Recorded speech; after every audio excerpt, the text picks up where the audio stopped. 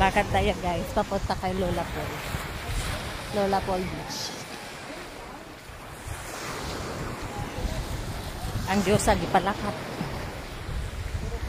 Mads! Lakaw pa, Mads!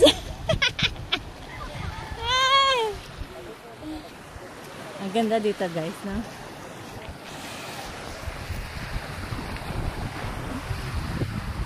Kahit may problema, wag mo na isipin.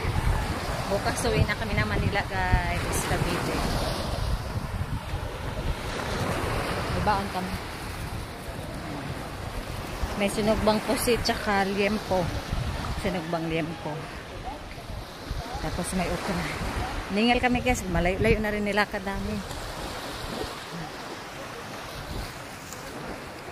See you kay Lola Paul Resort.